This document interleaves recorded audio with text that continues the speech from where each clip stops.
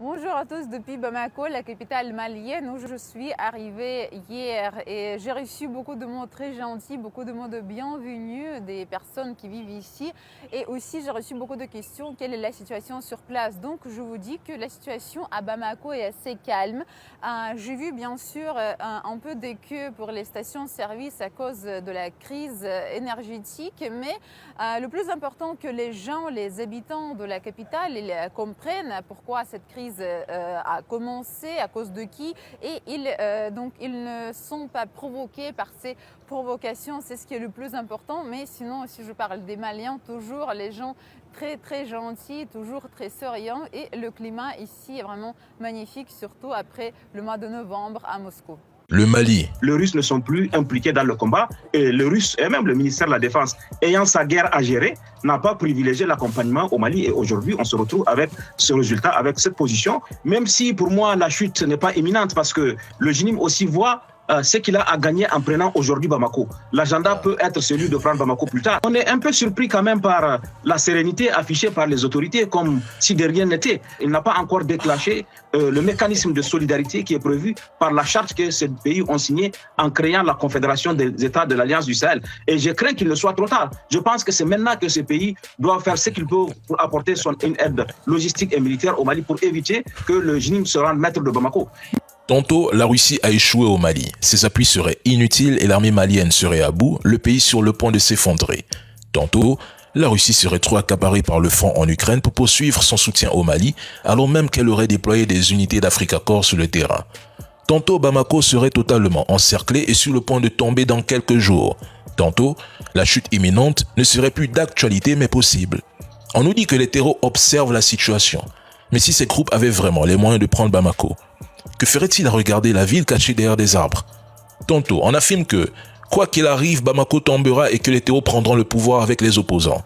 Tantôt, on prétend que le Burkina et le Niger devraient intervenir militairement pour repousser ces groupes et sauver la capitale.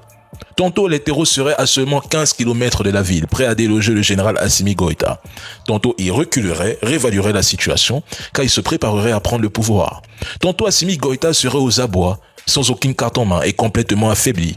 Tantôt, on s'étonne de son calme, de sa sérénité, et personne ne sait vraiment pourquoi. Ils ne comprennent pas pourquoi Assimi est serein et exhorte maintenant le Burkina et le Niger à venir sauver Bamako.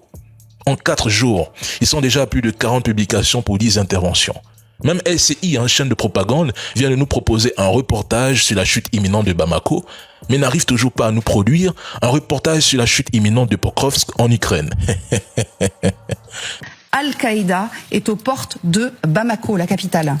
Oui, regardez, la menace terroriste est de plus en plus présente dans le sud-ouest du pays. Vous le voyez, c'est toutes ces petites zones mauves ici et surtout elle approche très dangereusement la capitale Bamako. Depuis le mois de septembre, dans cette région, le GSIM multiplie les attaques de véhicules et sur des axes routiers aussi qu'elle parvient à bloquer ici et là. Et dans son viseur, principalement, les camions-citernes de carburant qui viennent notamment du Sénégal et de la Côte d'Ivoire pour alimenter la population. La junte malienne a même interdit la vente de carburant en ville pour tenter d'assécher le groupe djihadiste. Mais résultat de cette présence terroriste tout autour, eh bien Bamako et ses 3,2 millions d'habitants sont isolés.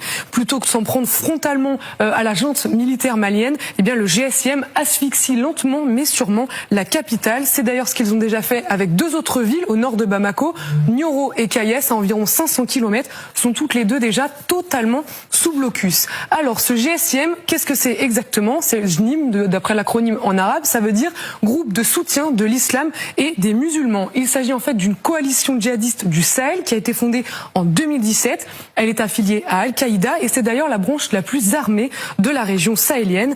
À sa tête, Iyad Adgali. Regardez maintenant cette carte qui montre les forces en présence actuellement au Mali. Le GSIM opère dans une grande partie du nord et du centre du Mali et donc désormais, on l'a vu, très localement dans le sud-ouest. Et pour survivre, ce groupe se finit. 1233 citernes sont rentrées au Mali. Un convoi long de près de 25 km qui ont roulé sur 500 km pour arriver jusqu'à Bamako. Ils ont été escortés par les forces spéciales et par le GTIA, le groupement tactique interarmé. C'est plusieurs forces spéciales qui sont mises ensemble pour escorter le carburant jusqu'à Bamako. Regardez l'image vue du ciel. Regardez l'image de vous-même. Mais on ne voit pas RFI France 24 parler de ça. On ne voit pas les apatrides parler de ça. L'armée malienne, avec les forces spéciales, ont commencé à sécuriser les axes de tous les côtés. Les hélicoptères ont fait des rotations, aller et retour.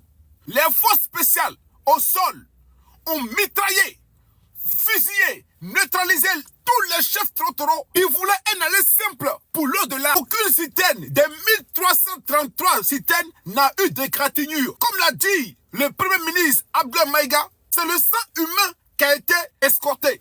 C'est le sang humain qui est rentré au niveau du Mali. Et ici, on va saluer les FAMA et nos chauffeurs qui ont donné leur corps, leur âme pour arriver à bon port, pour amener le carburant pour le peuple malien. On vous remercie ici, les chauffeurs et les FAMA.